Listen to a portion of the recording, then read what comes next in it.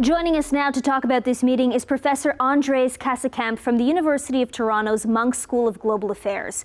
Professor, while talking about Xi's peace plan, Putin said today that Kiev and the West aren't ready for conflict resolution in Ukraine, taking away responsibility from himself, of course. What do you make of a response like this?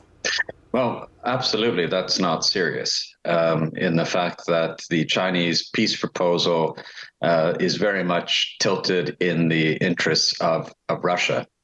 And the fact that Xi is visiting Putin and has called him his dear friend immediately after Putin has been branded a war criminal by the International Criminal Court all shows that Xi and China cannot really be a even-handed or balanced moderator, and that the peace plan really is not ready. It's, I think, useful for China to try to position itself as a player and to show that it is trying to play some sort of proactive role in mediating. But the plan itself, I think, is completely unworkable because it's skewed completely towards Russia's interests.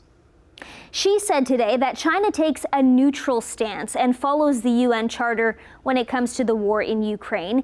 Is this all a show from China? Do you think there are actually any intentions from either side of resolving this conflict in Ukraine?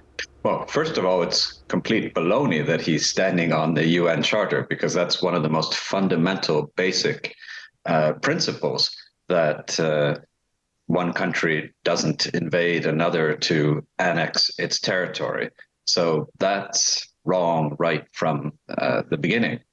And the claim that China is somehow having a neutral stance, well, Xi is visiting Putin in Moscow, but he has yet, during this whole conflict, to even talk with Ukrainian President Zelensky, even though Zelensky has repeatedly requested a call with Xi. So that very clearly shows that China is on Russia's side in this and not being neutral in regards to Ukraine. No, I think this was not about ending the war. This meeting was about Russia showing that it is not isolated in the world, that they've been isolated by the West and there are sanctions, but there is another permanent member of the United Nations Security Council who stands by its side.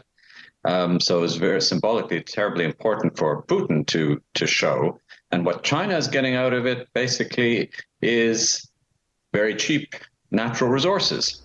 Do you think the West should be concerned about this relationship?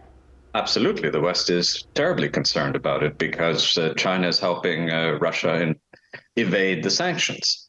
So the war will actually keep going on longer as China helps to resupply and restock and maintain the Russian war effort.